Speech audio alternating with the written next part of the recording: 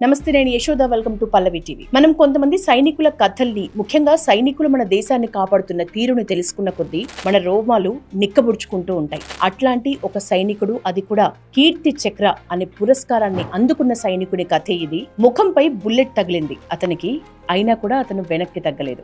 ఒక్క ఉగ్రవాదిని అంతం చేసి దేశం కోసం తన ప్రాణాలని పణంగా పెట్టిన ఆ వీరుడి పేరు లాన్స్ నాయక్ మీనాక్షి సుందరం. ఆయన అసాధారణ ధైర్యానికి భారతదేశం ఏకంగా కీర్తి చక్ర పురస్కారంతో గౌరవించింది. డీటెయిల్స్ లోకి వెళ్దాం. 2024 డిసెంబర్ 19 దక్షిణ కాశ్మీర్ లో కుల్గాం ప్రాంతం అది. అయితే ఆ ప్రాంతంలో ఉగ్రవాదులు చాలా మంది దాక్కున్నారు అనే ఒక కీలక సమాచారం భారత సైన్యానికి అందింది.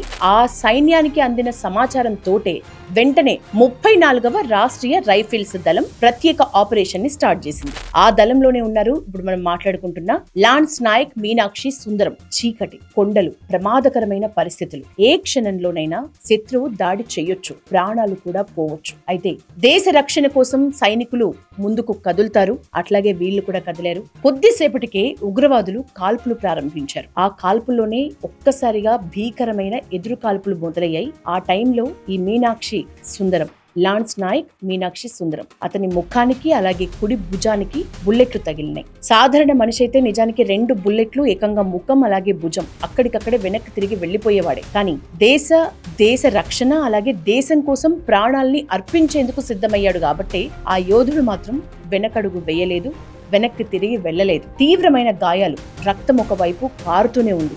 అయినా కూడా అసాధారణ ధైర్యంతో పోరాటాన్ని కొనసాగించాడు. శత్రువుకి దగ్గరగా వెళ్ళిండు.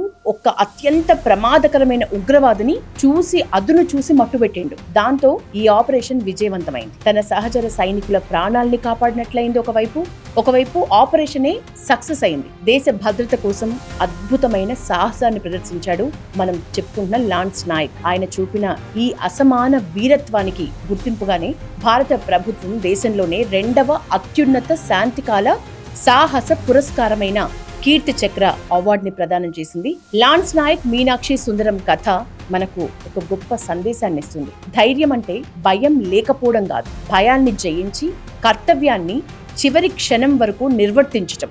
లాన్స్ నాయక్ అదే చేశాడు. ఇట్లాంటి వీరుల త్యాగాల వల్లే మనం ఈ రోజు ఇట్లా ప్రశాంతంగా జీవిస్తున్నాం. మన భారత మాతకి ఇలాంటి ధైర్యవంతులైన సైనికులు ఉన్నంత కాలం దేశాన్ని లొంగదీయటం కానీ, మన దేశాన్ని ఓడించటం కానీ ఎవరి వల్ల కాదు. జై హింద్, జై భారత్.